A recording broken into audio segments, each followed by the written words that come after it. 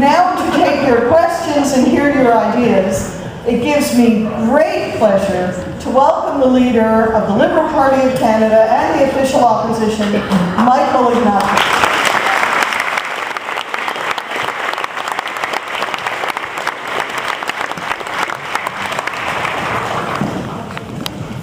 Wow, what a crowd. Thank you so much for being here.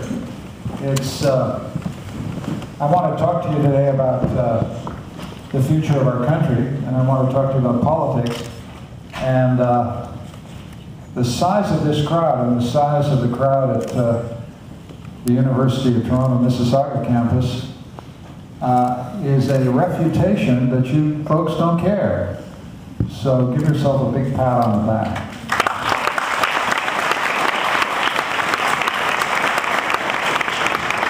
I wanted to start with that, in fact, because one of the statistics that I think we all ought to think about is that the last election of the 18-year-olds who became eligible to vote in October 2008, only 1 in 5 bothered to vote.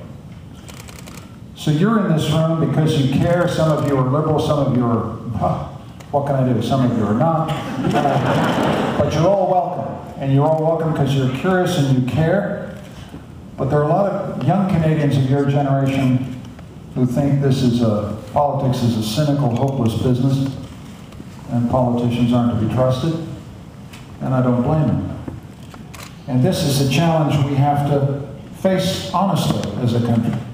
How do we revivify and rebuild faith and confidence and trust in our institution, the democratic institution? The current Prime Minister has made a gamble that you don't care. He's made a gamble that it doesn't bother you that Parliament is shut down. He thought prorogation is one of these technical things that nobody cared about. And interestingly, he was proven wrong.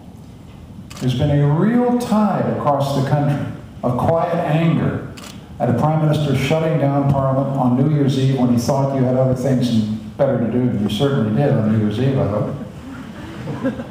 But you weren't asleep. You noticed that he tried to sneak something by the Canadian people, and you thought it was wrong. And you've been saying so. The websites of people signing up against prorogation is 160, 200,000 people. Everywhere I go, people are talking about it. And that's an interesting sign of something very hopeful and optimistic. People care about this system of government. They want it democratic. And they want their Prime Minister to understand that he is responsible to Parliament. It's not the case that the Prime Minister controls Parliament. He is responsible and accountable to Parliament, and Parliament should sit, and my party will be back at work on the 25th of January doing the job that you elected us to do. So,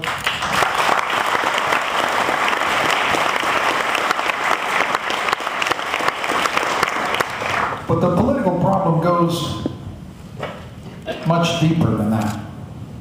The Prime Minister, I think, has gambled on your cynicism, and he's been proven wrong.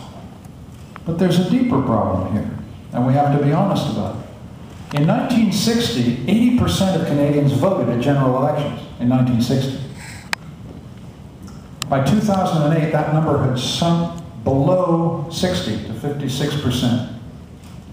And in 2008, we celebrated, we had the dubious honor of it being the first time in Canadian history that American participation rates in election were higher than ours. Canada prides itself in our democracy, in an active, vigorous, turbulent democracy. Your ancestors fought for responsible government. And yet, by 2008, we're approaching a situation where you could call an election and nobody shows up. And then the thing you have to think about in your generation is, whose interest does that serve? Because it's not the case that it doesn't benefit someone. It actually benefits, in my view, my political adversaries. They would like a situation in which you just stay home. Because as long as they can get their base out, they win. So low voter turnout, staying away, could end you in a country you don't recognize. And so that's the issue. And that's why it seems to me we want an active, turbulent, public debate of the kind I hope we have this afternoon, because that's how we get our democracy going here. I have a responsibility, you have a responsibility. Your responsibility is to show up. Your responsibility is to join a political party. I hope you'll join mine, but if you don't, join someone else. But join, take part. It's your country. Remember one very simple thing about why you must do that. Think about the people who are not in the room. Everybody in this room is one of Canada's luckiest citizens. You're at McMaster University, one of the great institutions in our country. But think of all the people who don't get to go here. Think of the 40% of Aboriginal Canadians aged between 20 and 24 who don't have a high school degree. Think of 1 million Canadians who don't have a high school diploma. Think of 1.6 million Canadians who don't have literacy at the level 3, that is the level necessary for full participation in our society. There are a lot of people outside this room. There are a lot of people who can't get in here. Right? And think of the people coming after you. One of the reasons that this is a great institution is that politicians 15 and 20 years ago, now forgotten, now in hopefully honorable retirement or on a putting green in Florida somewhere, decided to invest in post-secondary education in the province of Ontario. And because they did, you've got a great education. You can think that politics doesn't matter until you think about this institution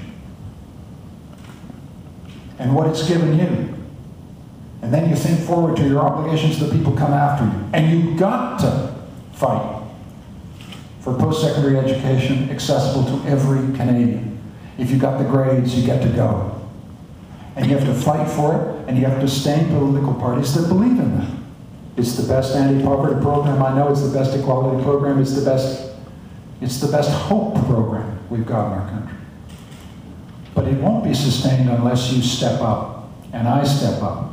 So that's your responsibility. My responsibility is to run a political party that opens the doors to you and listens to you. My job as a political leader is to show up at meetings like this and answer your questions and try and give you the sense that I'm listening, try and give you the sense that I preside over an institution, the Liberal Party of Canada, that is listening to you and cares about you. And then I've got to offer you something to believe in, something that makes you get up off your duff, get up off the couch, get to that voting booth and participate. So you've got a responsibility, and I've got a responsibility, and that's the responsibility that we want to face today.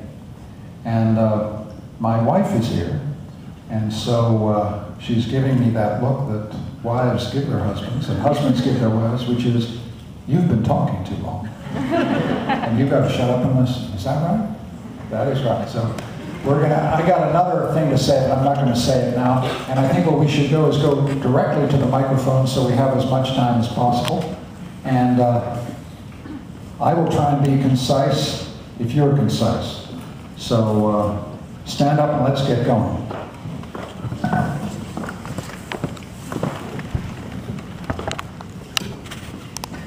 Je m'appelle Suzanne Costa et je suis doyenne de la faculté des sciences humaines ici à McMaster. Et ma question a trait à la valeur et au financement de l'éducation postsecondaire. Vu les discours politiques actuels sur les sciences humaines et sociales, pourriez-vous définir pour nous l'engagement de votre parti vis-à-vis des beaux-arts et des sciences sociales? Et également partager vos pensées sur la valeur effectivement des humanités, des arts, pour l'épanouissement effectivement ici économique et culturel du Canada. Merci. Merci. Question en français à Hamilton.